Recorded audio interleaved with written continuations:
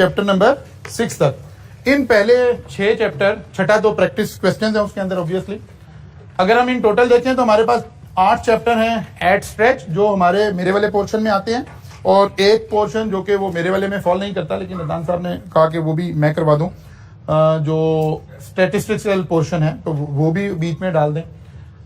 तो हमारे 6 chapter almost complete होने को जा रहे हैं। आज हम चैप्टर नंबर 5 पर पहुंच गए हैं, और छठा चैप्टर इन सारे चैप्टर की प्रैक्टिस क्वेश्चन है। तो कल से हम भी अगले एक वीक, हम तकरीबन कल इस वीक की 2 क्लासेस और अगले वीक की 3 क्लासेस, हम पहले 5 चैप्टर की पास पेपर, प्रैक्टिस, एग्जाम, क्वेश्चंस, इसके ऊपर सारा फोकस होगा। यही वो सबर आजमा थोड़ा सा काम था कि जाहिर है इन चैप्टर को पढ़े बगैर ये सारा काम नहीं हो सकता था, और हम प्योर थ्योरेटिकल चीजें डिस्कस किए जा रहे थे, तो उससे जाहिर है सब्जेक्ट की थोड़ा सा ये भी हो रही थी कि पता नहीं क्या हो रहा है, कैसे करना है, सवाल कैसे आएगा। तो ये सारी चीजें अब कवर होने जा रही हैं इंशाल्लाह। इनमें से 2 चैप्टर ऐसे हैं जिसमें से कुछ चीजें आपको याद करनी है। चैप्टर नंबर 4, जहां से कोई 3 नंबर 4 नंबर की कोई बात पूछी जा सकती है, एंड सिमिलरली चैप्टर नंबर 5। इसलिए पिछले सारे चैप्टर वो प्योर एप्लीकेशन के चैप्टर हैं, वहां से कोई बात पूछी नहीं जा रही होती, कोई थ्योरेटिकली बात पूछने वाली उसके अंदर है नहीं। अच्छा, सारा फोकस इसी बात पर है। ये पिछले चैप्टर में भी वही बात आ रही थी, यहां भी टेक्नोलॉजी डिस्कस हो रही है, लेकिन a little bit different variant से डिस्कस हो रही है।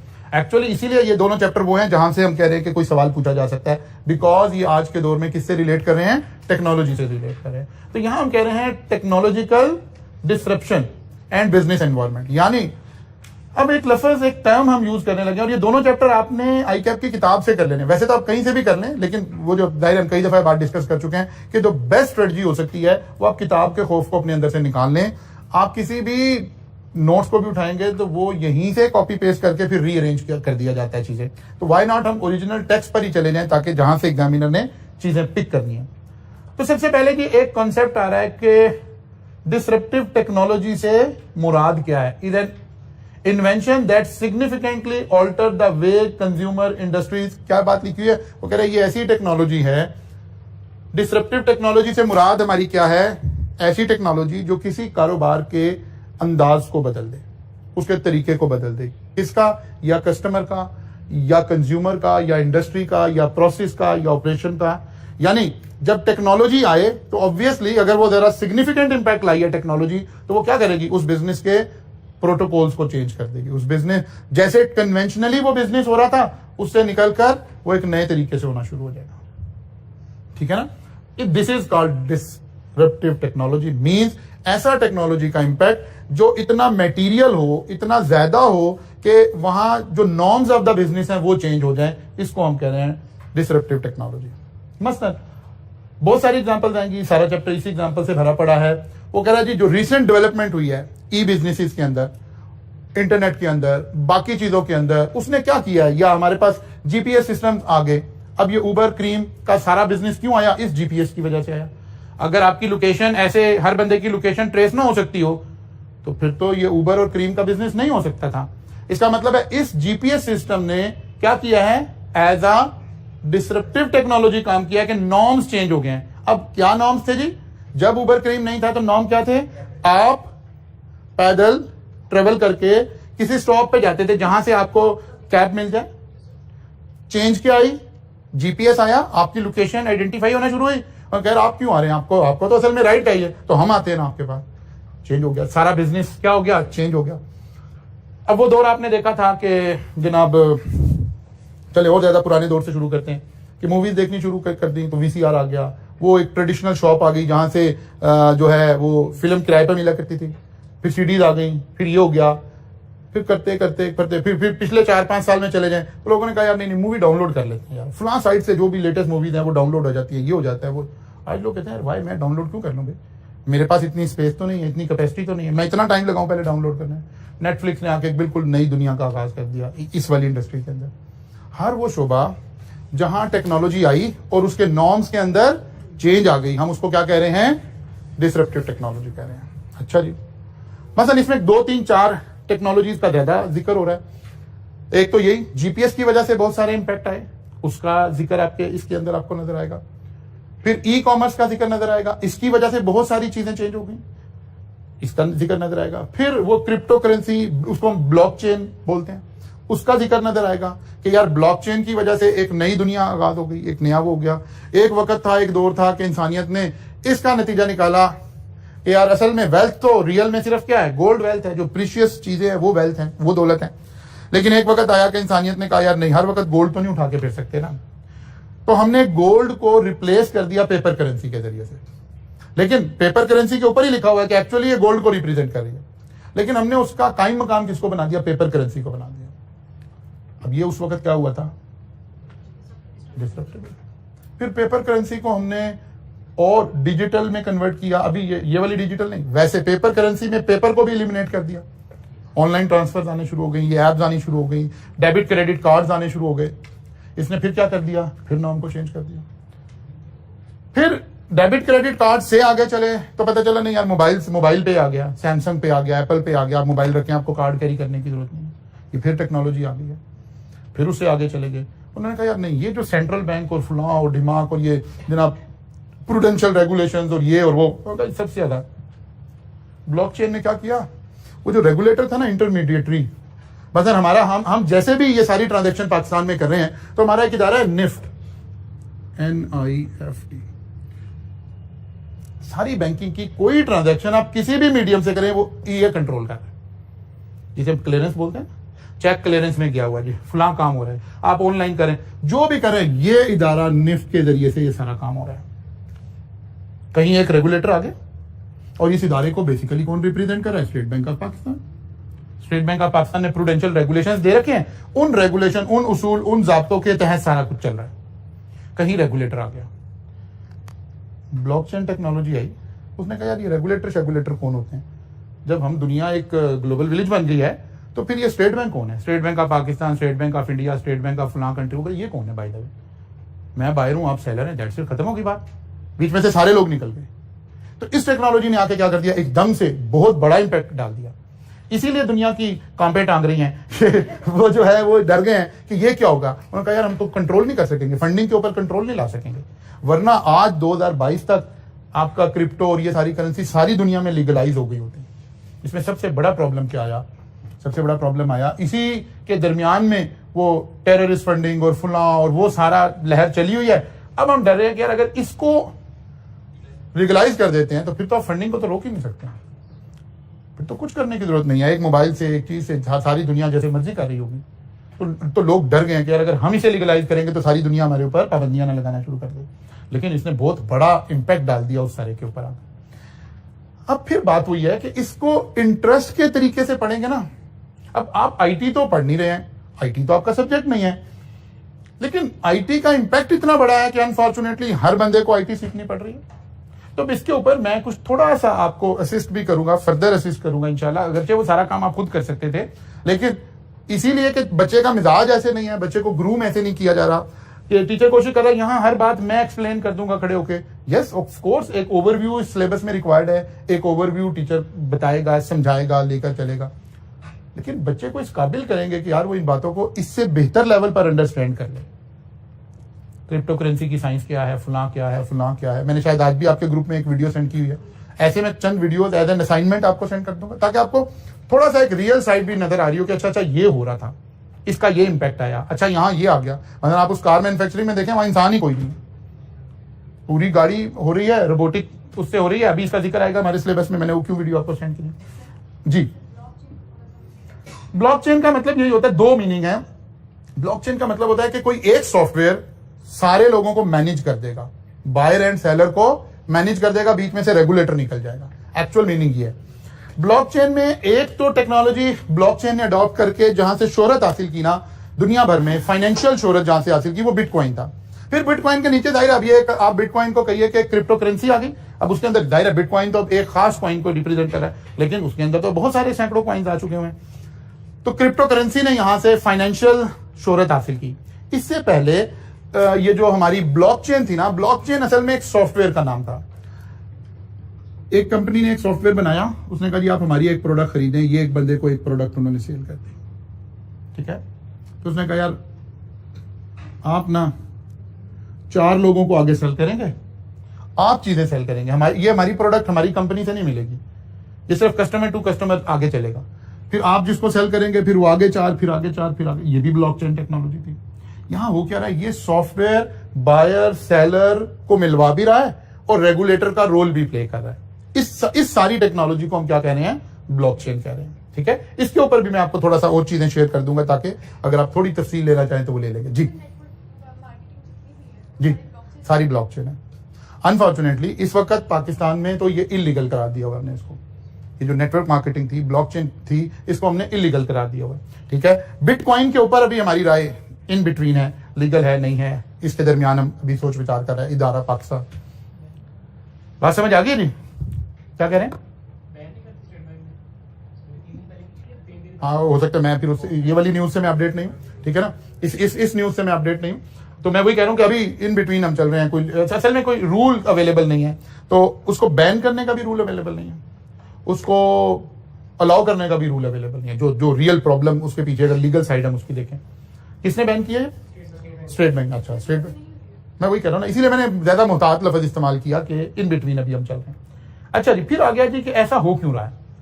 डिसरप्टिव टेक्नोलॉजी का डिजिटल एज जब शुरू हुई, अच्छा हमेशा से ही ऐसे है, टेक्नोलॉजी जब भी आ रही थी, मतलब हम जहां से हमारे पास नोन हिस्ट्री जब भी अवेलेबल हो, जब शुरू करेंगे, हर वक्त टेक्नोलॉजी ने आके प्रीवियस कल्चर को हमेशा क्या किया है, रिमूव किया, खत्म किया, और नई चीजें ईजाद होना शुरू हो गई। लेकिन इनकलाब ज्यादा कहां बरपा हुआ जब डिजिटल आ गई चीजें। दो चीजों ने आकर इम्पैक्ट को मल्टीप्लाई कर दिया, एक डिजिटल दुनिया आ गई, दूसरा इंटरनेट आ गया। इसने आके उसकी जो स्पीड थी ना, वो इतनी ज्यादा तेज कर दी है कि आज चार्टर्ड अकाउंटेंट बाकी लोग हम इसको पढ़ने पढ़ाने पर उतर रहे हैं। अदरवाइज ये तो हो ही रहा था ना ऑलरेडी। जैसे ही डिजिटल दुनिया शुरू हुई तो इसने 3 बातों को इंपैक्ट कर दिया। हमारी प्रोसेसिंग पावर को इंक्रीज कर दिया। अब चीज को, जिस काम को करने में हम पहले कहते थे यार 8 दिन लग जाएंगे इस काम को करने में, वो एक क्लिक पे हो जाता है। डिजिटल होने की वजह से उसकी जो प्रोसेसिंग पावर है वो बहुत एनहांस हो गई है। फिर दूसरा, इंटरनेट की वजह से कम्युनिकेशन बड़ी तेज हो गई है।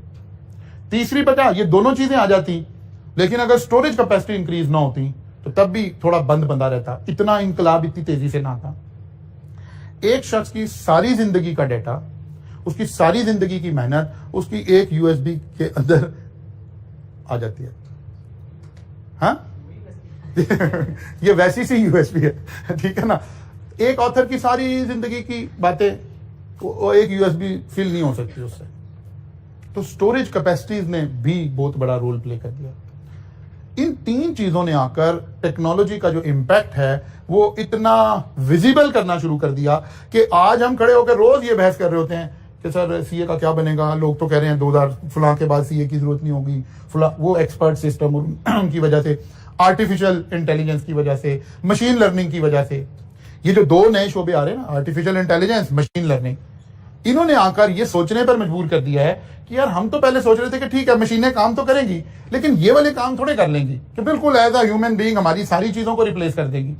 तो वही मैंने आपको इसीलिए BMW की मैन्युफैक्चरिंग वाली वीडियो सेंड की है कि आप देखिए कार मैन्युफैक्चरिंग एक बड़ा टिपिकल और बड़ा एक कॉम्प्लेक्स प्रोसेस है। फिर उसके अंदर बड़े लेबर से रिलेटेड काम भी थे, पेंट वाला पेंट कर रहा था, फलां काम हो रहा था, फलां काम हो रहा था। आप देखिए वो सारा कुछ मशीन हो गया, पूरी गाड़ी की मैन्युफैक्चरिंग रोबोटिक्स पे चली गई। इसको हम कह रहे हैं मशीन लर्निंग। और जब हम मशीन से ही डिसीजन लेना शुरू कर देते हैं उसको हम आर्टिफिशियल इंटेलिजेंस बोल रहे हैं। तो कह रहे हैं कि इन सारों के दरमियान में एक रीजन, ये 3 फैक्टर ने बड़ा रोल प्ले किया है जिसकी वजह से ये बड़े तेजी से आगे आना शुरू हो गया। फिर उसने कहा इन तीनों को अलग अलग थोड़ा थोड़ा सा एक्सप्लेन कर दिया। इंटरनेट आ गया जी, वो अच्छा ICAP का ख्याल है, अब आपको यही नहीं पता होगा कि इंटरनेट क्या है। तो ये बताया जाए कि जनाब इंटरनेट एक ऐसा जरिया है जो हमें कम्युनिकेशन करने के तरीके बताता है और उससे ये फायदा हुआ, अब हम यूरोप में बैठे हों तो फलां हो तो दिमाग को, तो कुछ ऐसी सी बड़ी लेटेस्ट बातें लिखी हुई हैं। फिर उसके बाद कुछ नीचे और ई-कॉमर्स का जिक्र आ गया। ई-कॉमर्स से क्या मुराद है जी? ऑनलाइन सारे हमारे, ठीक है ना। ई-कॉमर्स का कॉन्सेप्ट आ गया, लाइक ई-बिजनेसेस शुरू हो गए। शुरू में लोगों ने कहा यार ये कैसे हो सकता है, हम घर बैठे चीजें खरीदेंगे, चीजें तो खराब आ जाएंगी, क्वालिटी कौन देखेगा, फला कौन करेगा, फला। ये सब वही बिहेवियर है जो कुछ भी करेंगे तो अल्लाह ने इंसान को ऐसे ही बनाया है, वो चेंज को रेजिस्ट करता है, ठीक है ना। ये इंसानी बिहेवियर है कि वो चेंज को रेजिस्ट करता है। होना तो इसके बिल्कुल उल्टा ही है। जो इनोवेटिव लोग हैं, जो फ्लेक्सिबल लोग हैं, वो हमेशा चेंज को वेलकम करते हैं। लेकिन इंसानी बिहेवियर यह है कि वो चेंज को रेजिस्ट कर रहा होता है। तो शुरू में हमें ऐसा ही लगा, लेकिन बाद में पता चला कि नहीं यार, कंपनीज का तो बड़ा मेन बिजनेस ई-बिजनेसेस पे चला गया है। फिर पिछले अरसे में, क्योंकि अब हमारा तो सवाल आज की दुनिया में बैठ के बन रहा होगा ना, आज के 2022 में बन रहा होगा, तो कोविड ने आकर इस पे कैटलिस्ट का काम कर दिया, तो ई बिजनेसेस और ज्यादा तेजी से होना शुरू हो गए। उन्होंने कहा यार वैसे by the way grocery shop पे जाने की क्या जरूरत है, प्रोडक्ट तो सारी कंपनीज की हैं। एक मोबाइल अगर आपने सोच लिया है कि मैंने फलां कंपनी का फलां मोबाइल लेना है, तो वाई एफी सेंटर क्यों जाना है, अभी वो मेरे पास क्यों ना है। तो ये कल्चर, ये सारा नॉर्म फिर चेंज होना शुरू हो गया और चीजें क्विकली स्विच करके उस तरफ चली गई। फिर उसने कहा यार अच्छा ई कॉमर्स को एक शक्ल हमने और दे ली, हमने उसका नाम एम कॉमर्स रख दिया। एम कॉमर्स का मतलब था वही ई कॉमर्स जब हम मोबाइल से कर रहे हैं। ई कॉमर्स का कॉन्सेप्ट आ गया कि आप वही काम कर रहे हैं सारा कुछ, लेकिन शायद लैपटॉप से, डेस्कटॉप से, कहीं और से कर रहे हैं। अब क्योंकि हम सारा काम इस वक्त तो मोबाइल रह गया आपके हाथ में, तो उन्होंने कहा यार इसका नाम भी चेंज करके क्या कर दिया, एम कॉमर्स कर दिया। उन्होंने कहा जी ये इनकलाब 1980 से शुरू हुआ जब मोबाइल फोन आने शुरू हुए, लेकिन जाहिर है 1980 में इसकी बुनियाद रखी जा रही थी। मैंने एक न्यूज आपसे पिछले उसमें एक शेयर की थी कि जी बहुत जल्द वो दौर आ गया। ये इन्हीं सालों की न्यूज रहेंगी कि जी जब हम मोबाइल को, फोन को अपने पॉकेट में कैरी करेंगे। ये उस वक्त का बहुत बड़ा क्या था, डिसरप्टिव टेक्नोलॉजी कि जनाब मैं जहां आऊंगा मुझे कॉल वहीं मिल जाएगी। कहते अच्छा ये कैसे हो सकता है, फिर पता चला नहीं, ये तो फिर आहिस्ता सारा कुछ चेंज होते इस एक मोबाइल ने सारा कुछ कैप्चर कर लिया। तो जो ई कॉमर्स वाले वो सारे काम जो हम मोबाइल से कर रहे हैं उसका नाम हमने क्या कर दिया, एम कॉमर्स कर दिया, मींस मोबाइल कॉमर्स हो गया। तो उसने कहा जनाब सोशल नेटवर्क्स ने आकर एक और नया काम शुरू कर दिया। सोशल नेटवर्क आए तो हमें बहुत सारी और चीजों की जरूरत का पता चला और बहुत सारी हमारी नीड्स और क्रिएट होना शुरू हुई। 2000 से ऑनवर्ड की बातें हुई। अब ये कोई तकरीबन पिछले 20-22 सालों की बात होने लगी है कि 2000 से ऑनवर्ड ये सारी टेक्नोलॉजी ने चेंज आना शुरू हुई, सोशल नेटवर्क्स आने शुरू हुए, फेसबुक आ गया, फलां आ गया और इन्होंने आकर एक कुरान में चा दिया। पता चला यार एक मसला और क्रिएट हो गया है कि मैं चाहता हूं कि राइज में कोई बच्चा गूगल पे जाता है तो गूगल पे जाकर उसने सर्च करना है कि यार मैं सीए करना चाहता हूं। उसने लफ्ज सीए लिखा, एंटर किया, तो अब गूगल ने तो आपको पता है कई लाख साइट्स उसको फौरन with in less than a second उसको बतानी है।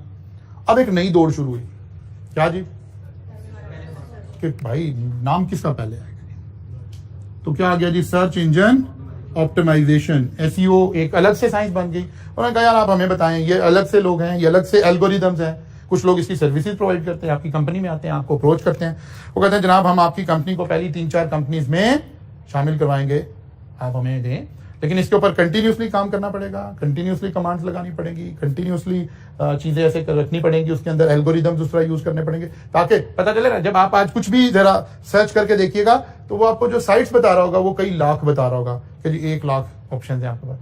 अब उन 1 लाख में से पहली 3-4 ही देखोगे ना, अब उसमें आने की दौड़ शुरू हो गई। तो उसने कहा जनाब यहां से एक और नई दौर आ गया, सर्च इंजन ऑप्टिमाइजेशन आ गया, फेसबुक एड्स का कॉन्सेप्ट आना शुरू हो गया, गूगल एड्स का कॉन्सेप्ट आना शुरू हो गया, वेबसाइट्स के ऊपर बैनर्स और वो लगने शुरू हो गए। यानी वो जो एडवर्टीजमेंट का कल्चर था उस सारे नॉर्म्स ने स्विच करना शुरू कर दिया।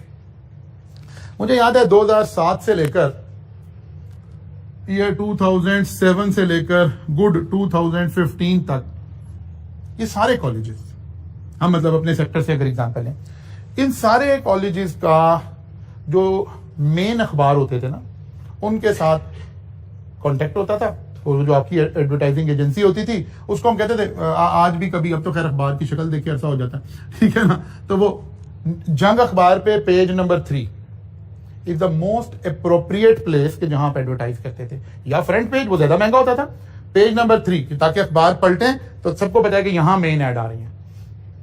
अब आप अपनी एडवर्टाइजमेंट एजेंसी को कहते थे यार भाई तुम पेज नंबर 3 का ये क्वार्टर मेरे लिए परमानेंटली बुक कर दो, हर संडे को मेरी यहां ऐड आ रही है, या फुला है, या ये है, या ये। फिर आप शहर की बड़ी बड़ी होर्डिंग्स को भी हायर करते थे और ये बड़ा मटेरियल बजट इसके ऊपर जाता था। और उस वक्त हम बैठकर जब कॉलेजेस चला रहे थे तो हम कहते थे यार अल्लाह मियां और कॉलेज बेहतर करे, फंड और आए तो हम मेन स्ट्रीम मीडिया पे ऐड चले, जियो पे ऐड चले, फलां पे ऐड चले, ताकि कॉलेज को हम पूरे मुल्क में, पूरे लोगों में लेकर आ सकें सामने। सोच ऐसे रहे होते थे। आज अगर हम पिछले कोई 4 साल का डाटा लें तो जंग अखबार को 0 रुपया हमने दिया होगा राइस की किसी भी ऐड का। कोई शहर में होर्डिंग लगाना कभी सोची भी नहीं होगी, कोई जियो पे जाने का तो सवाल ही पैदा नहीं होता। ये तो सोच ही नहीं है। क्यों नहीं है? इन्होंने आके सारे का बेड़ा गर्क कर दिया। हाँ, ये नहीं कि एड पे पैसे नहीं लगा रहे हैं, लेकिन वो पैसे अब जंग को नहीं दे रहे, फेसबुक को दे रहे हैं, गूगल को दे रहे हैं, वेबसाइट पे बैनर लग रहे हैं, टारगेटेड मार्केटिंग शुरू हो गई है, बेटर अपॉर्चुनिटी अराइज हो गई है कि सारी पब्लिक एट लार्ज को एड हम क्यों दिखा रहे हैं, उसको दिखाएं जो सीए करना चाह रहा है। तो ये सारे क्योंकि टेक्नोलॉजिकल प्रोडक्ट हैं। अब ये कंपनी क्या करती है, आपके एल्गोरिदम से देख लेती है फौरन, फिर आपको उसी तरह की एड दिखाना शुरू कर देती है। जैसे मैंने आपको शायद पहले भी कहा, आप अपने ग्लासेस की पिक्चर लेकर किसी दोस्त को व्हाट्सएप कर देते, तो कुछ घंटों के बाद आपकी फेसबुक पर ग्लासेस की एड्स आनी शुरू हो जाएंगी। तो फौरन एल्गोरिदम रीड करेगा कि इस बंदे का इंटरेस्ट इस चीज में है, उस तरह की एड्स आपको दिखाना शुरू कर देगा। तो मोर टारगेटेड एड्स आना शुरू हो गई, मोर टारगेटेड ऑडियंस पर आप जाना शुरू हो गए। इसने जाहिर आकर सारा कल्चर चेंज कर दिया। फिर कैसे पढ़ते हैं जिसको, अब बी को अलग पढ़ना है, लॉग को अलग पढ़ना है, कि इकट्ठा ही पढ़ना है? इकट्ठा ही पढ़ना है, ब्लॉग पढ़ना है, व्लॉग पढ़ना है। तो उन्होंने कहा जनाब ये आ गया। इससे पहले लोग क्या करते थे, अखबार में आर्टिकल लिखते थे। अगर मैं अपनी जवानी याद करूं तो वो एक वो मैगजीन छपता होता था कॉलेजेस का भी, तो बड़े एजाज की बात होती थी कि यार आपका जो आर्टिकल है ना वो आपके कॉलेज के मैगजीन में छपा है। हमारा आई कैप का अकाउंटेंट, खैर अभी भी वो छप रहा है, पता नहीं क्यों, तो वो अकाउंटेंट छप रहा है जी, उसके अंदर आपने कोई बजट कमेंट्री दे दी, कोई चीज दे दी। यानी अखबार में, किसी मीडिया पर आपका पेपर आर्टिकल छपना, ये एक दौर था। फिर पता चला यार नहीं, यहाँ क्यों आर्टिकल छपना, ये सारा काम डिजिटलाइज हो गया। उसका नाम हमने क्या रख दिया, ब्लॉग्स। अच्छा जी, फिर उनका यार अब कौन पढ़ता है भाई? अच्छा, उनका यार पढ़ने की बजाय बता देते हैं, वीडियो बना देते हैं, तो वो क्या बन गए, ब्लॉग्स। ये तो दो तो आई है। हम तो देख रहे हैं बिजनेस पर इंपैक्ट क्या आया। अब ब्लॉग्स और वीलॉग्स वाले लोगों ने क्या करना शुरू कर दिया, पहले खुद शोहरत हासिल कर ली, अब कंपनीज की प्रोडक्ट्स को एडवर्टाइज करना शुरू कर दिया। ठीक है ना समझ आ रहा हो तो आप किसको देख सकते हैं, पाक व्हील्स वाले मंच साहब को देख लें। हर गाड़ी का रिव्यू, फलां का रिव्यू, मोबाइल का रिव्यू, फलां, ये सब क्या है, ये व्लॉग्स हैं। ये सब क्या हो रही है, एडवर्टीजमेंट हो रही है। तो लोगों ने शोहरत हासिल करने के बाद फिर यहां से इंपैक्ट शुरू हो गया। और अब तो उससे ज्यादा इंपैक्ट कैसे शुरू हुआ है बिजनेसेस का, बल्कि ये इंपैक्ट भी यहाँ किताबों में लिखा हुआ नजर भी नहीं आ रहा, बिल्कुल लेटेस्ट अगर आप देखें तो ये जो टिकटॉकर्स और ये वाले स्टार्स बनने शुरू हुए हैं, ये पहले किसी एक काम से शोहरत हासिल कर लेते हैं। आज के दौर में 2022 में जब आप खड़े हुए हैं, अगर आपकी फेम आ गई है ना, तो फिर समझे जिंदगी की हर चीज आ। अब इंटेलिजेंटली आपने इस फेम को सिर्फ कहीं थ्रू करना है, कहीं यूटिलाइज करना है। तो बहुत सारे टिकटॉक स्टार ने, फुला ने, जिन्हें फेम मिल गई, अब उन्होंने क्या किया, अपने कोई रेस्टोरेंट्स बना लिए, कोई कैफेस बना लिए, कोई फास्ट फूड वो बना लिए, और वो इतनी सेल कर रहे हैं कि जिसका कोई हिसाब नहीं। बिकॉज वो वहां बर्गर नहीं सेल कर रहे, वो अपनी शोहरत सेल कर रहे हैं। तो कहने का मतलब ये सब कुछ क्या हो रहा है, टेक्नोलॉजी के इंपैक्ट आ रहे हैं, हमारे बिजनेसेस के ऊपर उसके इंपैक्ट आते चले जा रहे हैं। अब ये सारी बातें यकीनन आपकी एज की हैं, आप मेरे से ज्यादा बेहतर जानते हैं इन सारी चीजों को। फिर आईकैप ने बड़ा एहसान किया, उसने कहा चलें ये सारी बातें ऐसे डिस्कस होके, हो सकता है अभी भी आईकैप के बच्चों को समझ ना आई हो, तो उसने कहा अच्छा एक तरीके से और समझाने की कोशिश करते हैं। अब डिफरेंट इंडस्ट्री के ऊपर इनके इंपैक्ट देखते हैं कि यही जो सारी बातें हम कंसोलिडेटेड कर रहे हैं, किसी खास इंडस्ट्री के ऊपर इसका क्या इंपैक्ट पड़ा। उसने एक दो एग्जांपल तो पहले ही याद दी। एक वेबसाइट होती थी बिजनेस के कॉन्टैक्ट्स, और उसको मैनेज किया करती थी, उसको येलो पेजेस कहते थे। ठीक है, उस कंपनी की वर्थ थी $60 बिलियन। ये व्लॉग्स और ये आए, वो बेचारी कंपनी का जनाजा चल गया। अब उसकी वर्थ रह गई है कितनी, 1 मिलियन। ठीक है, बिकॉज उसकी जरूरत नहीं रह गई। जैसे वो कभी शायद पता नहीं आपके दौर में था कि उससे पहले खत्म हो गया था, पीटीसीएल एक डायरेक्टरी छापती थी, उसके अंदर ना उसके सारे यूजर का ना फोन नंबर लिखा होता था, लैंडलाइन वाला, अल्फाबेटिकली। आईकैप अपने मेंबर्स की एक डायरेक्टरी छापता है, जिसके अंदर ना सारे मेंबर्स के नाम लिखे हुए हैं। अगर वो फर्म चला रहा है, फर्म लिखा हुआ है, ईमेल लिखा हुआ है। कहां गई वो सारी चीजें, खत्म हो गई, कहीं उनकी जरूरत ही नहीं रह गई है। एक मोबाइल ने आकर हर चीज डिजिटलाइज हो गई है, हर चीज वहां से मिल जाएगी, वहां से कौन ढूंढेगा। या 17 की एक ऑप्शन अभी भी, खैर वो सर्विस है 17, क्या 17 पे कॉल करें और किसी बंदे का लैंडलाइन का नंबर उससे पूछ लें। लेकिन ये सब कुछ बड़ी तेजी से चेंज होना शुरू हुआ। तो वो यही इंपैक्ट बता रहे हैं, कोई एक दो एग्जांपल उसने यहाँ दी कि जो जिसकी वजह से इंडस्ट्री के ऊपर इंपैक्ट आया। फिर उसने उबर और उसकी एग्जांपल दे दी, सारी बातें हम कर चुके हैं। फिर अब हम करते हैं कि जी टेक्सटाइल इंडस्ट्री के ऊपर पर्टिकुलरली क्या इंपैक्ट आए। उसने कहा कि 2 इंपैक्ट आए, एक CAD और एक CAM। CAD means computer aided design. वो कहते हैं जब डिजाइनिंग का आर्ट कंप्यूटर पे चला गया ना, तो एक रिजीम चेंज हो गया, एक दुनिया चेंज हो गई। मतलब आज आपके कपड़े और लोन और वो भी क्या कहते हैं डिजिटल प्रिंट आ गया जी, सारी चीजें डिजिटलाइज हो गई हैं। फिर वो काम जो हम हाथ से कर रहे थे, मसलन आपके यहाँ वो फर्नीचर में फुला में वो एक मशहूर जगह जी चनियोट का फर्नीचर है जी, वो चनियोट में बैठे लोग बेचारे वो छानिया थोड़ा लेके उसको बना रहे हैं। लेकिन अब जरा चनियोट से निकल के येचरे बाजार में चले जाएं, जहां भी लाहौर में कहीं फर्नीचर मैन्युफैक्चरिंग हो रही है, और कंप्यूटराइज मशीनें लगी हुई हैं। आप मशीन को डिजाइन दे, मशीन फीड करे, आप आराम से बैठे, कोई काम नहीं कर रहा, मशीन काम करे, कंप्यूटर एडिट डिजाइन। अब जो डिजाइन चाहते हैं, जैसा डिजाइन चाहते हैं, आप कंप्यूटर को दीजिए, कंप्यूटर कर देगा। लकड़ी पे जाते हैं, लकड़ी पे कर देगा, मेटल पे जाते हैं, मेटल पे कर देगा, फैब्रिक पे जाते हैं, फैब्रिक पे कर देगा। कंप्यूटर एडिट डिजाइन आना शुरू हो गई, फिर कंप्यूटर एडिट मैन्युफैक्चरिंग आना शुरू हो गई। उसके लिए मैंने आपको वो वीडियो सेंड की कि आप देखें तो वो कैसे कंप्यूटर एडिट से क्या मुराद है। तो जाहिर है वो सारा काम जब वहां से होना शुरू हो गया, अब डाइंग का सारा प्रोसेस कंप्यूटराइज हो गया, क्वालिटी का सारा प्रोसेस कंप्यूटराइज हो गया, हर चीज का प्रोसेस कंप्यूटराइज हो गया। पहले ह्यूमन बीइंग से क्वालिटी करवा रहे थे। मतलब मैं खुद गारमेंट एक्सपोर्ट करता रहा हूँ यूएसए के, उसके साथ हमारा था 9/11 के बाद हमने उस काम को खत्म किया, हमारी एक शिपमेंट फंस गई थी, हमें बड़ा फाइनेंशियल लॉस हुआ उसके अंदर, फिर उसके बाद हमने तौबा कर ली इस काम से, यानी फाइनेंशियली वायबल नहीं रहा मेरे लिए। तो पूरी एक ना टीम होती थी, वो एक शर्ट, हम ये शर्ट्स यूएस अपैरल और इस तरह की चीजें ये हम बनाया करते थे। तो अब वो एक पूरी टीम थी, वो क्वालिटी कर रही है, और एक शर्ट, अगर उस टीम की आंख से कोई शर्ट गलत चली गई है तो आपके लिए मुसीबत बढ़ जाएगी, बाहर कहेगा आपने गलत पीस भेज दिया। अब ये सारे काम कौन कर रहा है? सिस्टम कर रहा है, कंप्यूटर कर रहा है। कंप्यूटर को आपने वेरिएबल बता रखे हैं, वो उन वेरिएबल्स की बेस पर उसको किए जा रहा है। तो पूरा टेक्सटाइल सेक्टर के हमारे सारे नॉर्म्स क्या हो गए हैं, चेंज हो गए हैं। ठीक है, तो मेजर इंपैक्ट हमारा टेक्सटाइल इंडस्ट्री के ऊपर हमें नजर आएगा। फिर उसने कहा जी और किस इंडस्ट्री की बात करें, फिर उसने स्पोर्ट्स के ऊपर थोड़ी सी बात की कि वो नाइकी ने ड्राई फिट के नाम से एक वो देने शुरू किए, गारमेंट्स देने शुरू किए, क्योंकि जब आप स्पोर्ट्स कर रहे हैं तो आपको जो पसीना आ रहा है, अब बॉडी अगर आपकी स्वेट हो रही है, तो उसको करने के लिए टेक्नोलॉजिकल प्रोडक्ट उन्होंने इंट्रोड्यूस की। इस तरह की छोटी छोटी सी बातें आपको यहाँ नजर आएंगी। फिर और मेजर इंडस्ट्री के ऊपर आए तो हमें ये तो भी वही चल रहा है। फिर आ गया जनाब सोलर एनर्जी और इसके ऊपर रिन्यूएबल एनर्जी के ऊपर। ये इंपॉर्टेंट हो सकता है बिकॉज ये बिल्कुल आजकल की लेटेस्ट बात हो रही है कि यहां इंपैक्ट क्या हुआ, सोलर पैनल्स आने शुरू हुए, आपने सोलर से अपनी बिजली बनानी शुरू कर दी, लेकिन अभी कोई बहुत बड़ा इंकलाब नहीं आया। फिर इसमें टेक्नोलॉजी कूदी, उसने कहा यार नहीं ऐसे नहीं, ऐसे थोड़े मजा आ रहा है। उसने कहा यार आप ऐसा करें, आप सोलर पैनल लगाएं।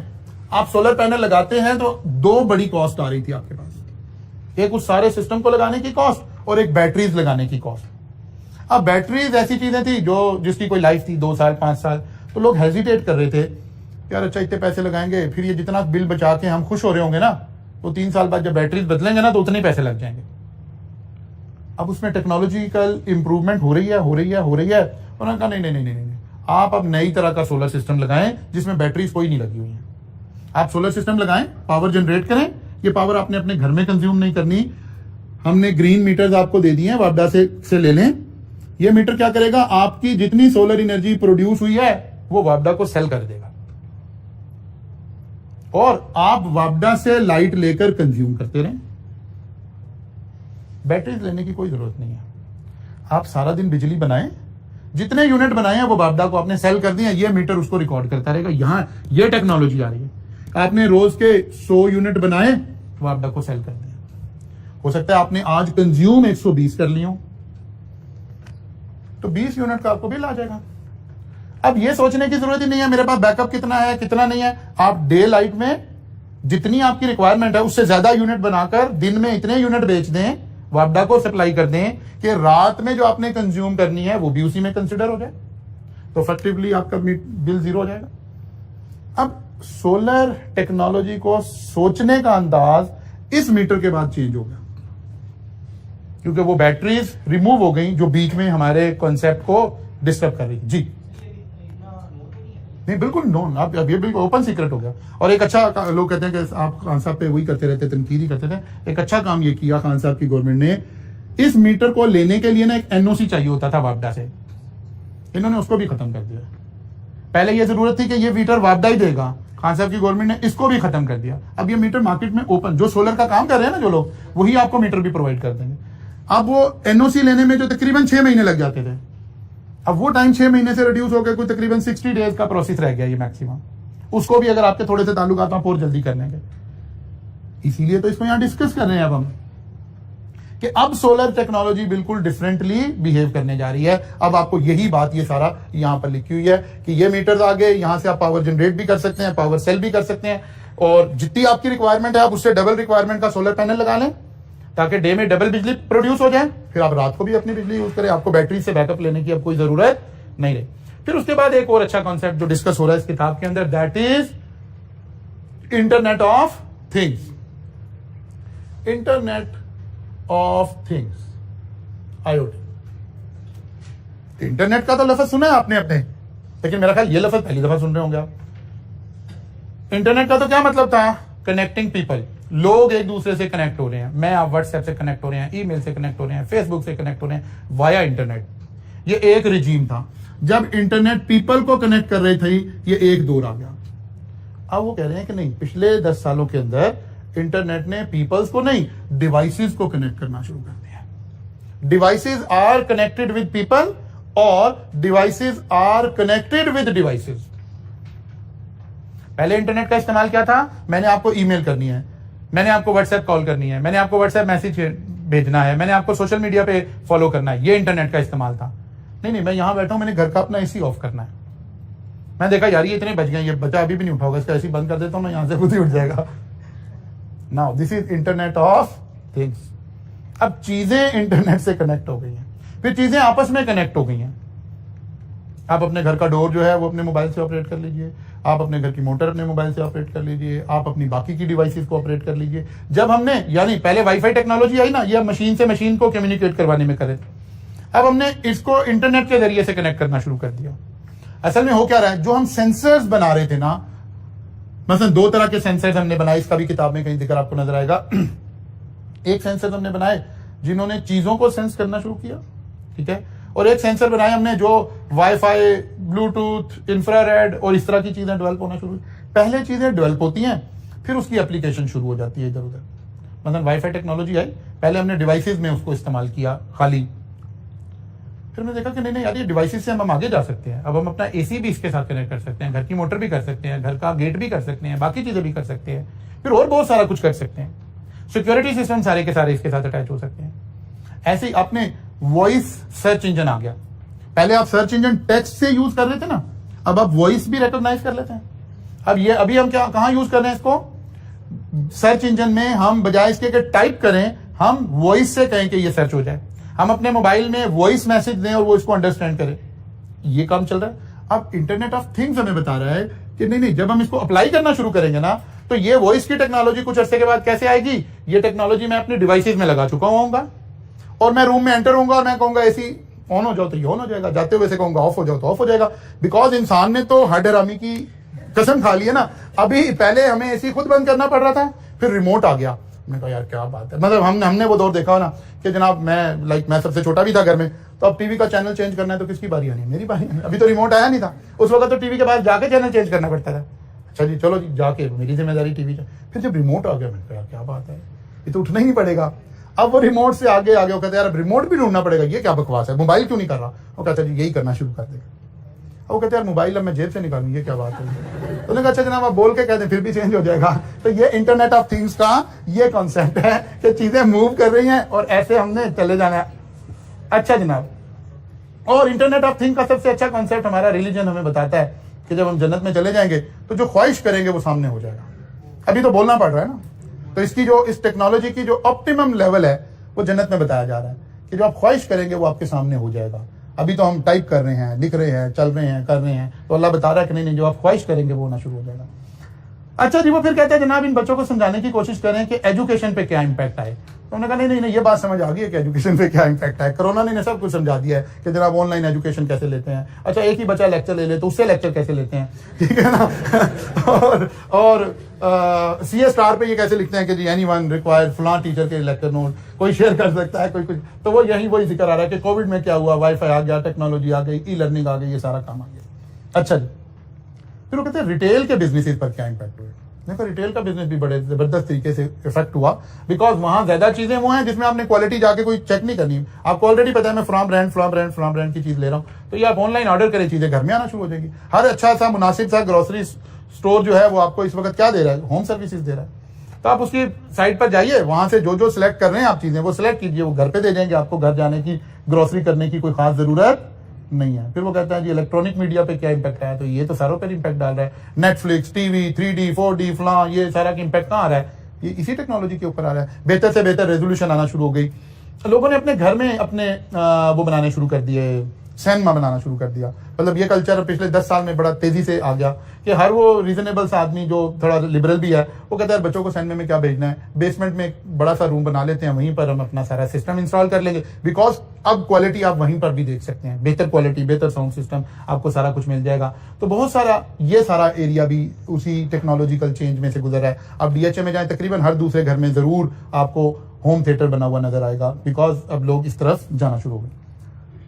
वो कह रहा है कि बैंकिंग में क्या इंपैक्ट आया, तो बैंकिंग में बेतहाशा इंपैक्ट आया। ट्रेडिशनल बैंकिंग में कैशियर था, उसके पास आप चेक लेके जाते थे, एक बंदा बैलेंस चेक करता था, दूसरा साइन वेरीफाई करता था, तीसरा आपको कैश डिसबर्स करता था, और हम ऑडिटर पढ़ते थे ये क्या हो रहा है, हम कहते थे ये सेग्रीगेशन ऑफ ड्यूटीज हो रहा है, ताकि एक ही काम कई हाथों से गुजर जाए तो गलती का चांस ना रहे। तो जनाब ये सारी कहानी पुरानी हो गई है। वो कहते हैं पहली बात है हम आपको बैंक में बुलाना ही नहीं चाहते, आपको किसने कहा मुंह उठा के बैंक आ जाए, आप आराम से घर बैठे, वहां से बैठे बैठे अपने मोबाइल से ट्रांसफर करें चीजें, डेबिट कार्ड आपको दे दिए, क्रेडिट कार्ड आपको दे दिए, मोबाइल ऐप्स आपको दे दिए, अब आप बैंक क्या लेने आ रहे हैं भाई साहब। उन्होंने कहा कैश तो जमा कराना है ना, वो कहते हैं हमने ATM भी वो मशीनें लगा दी, कैश भी जमा कर देते, मेहरबानी वहीं से जमा करा दिया करें, 24 आवर्स वहां सारा निजाम चल रहा है, ठीक है ना। इसको हम फिनका टेक्नोलॉजी बोलते हैं। ये सारा जो मोबाइल जो यहाँ सारी चेंज आ रही है उसके बारे में बात होगी। ऑटोमोबाइल्स के लिए तो मैंने आपको वीडियो सेंड की और वो सारा कुछ किया कि कैसे ये सारा कुछ हो रहा है। तो ये एक ओवरऑल छोटा सा एक चैप्टर है, चैप्टर इतना छोटा नहीं है लेकिन इम्पैक्ट एक है, बात एक है, आप ये सीख रहे हैं कि टेक्नोलॉजी ने आकर हमारे बिजनेस ऑपरेशन को री इन्वेंट कैसे कर दिया। इस थीम के साथ इसको as a novel, as a रिसाला पढ़ना है आपने, लेकिन चंद छोटी छोटी बातें याद करनी है। मसलन ये आ सकता है कि वीलॉग और बीलॉग में क्या फर्क है, ई कॉमर्स और एम कॉमर्स में क्या फर्क है, ये ब्लॉकचेन टेक्नोलॉजी क्या है, ये इस तरह की छोटी छोटी सी बातें चंद इसके अंदर पूछी जा सकती हैं। तो जनाब हमारे 4 चैप्टर कंप्लीट हो गए, 5वां पॉलिटिकल है, पॉलिटिकली तो आप सारे स्ट्रांग हैं, ठीक है ना। कल से हम इंशाल्लाह पास पेपर के और यहां तक जो कुछ हमने पढ़ा है अगला पूरा वीक और इस वीक के बाकी के लेक्चर इसकी प्रैक्टिस करेंगे, फिर इंशाल्लाह आगे चलेंगे।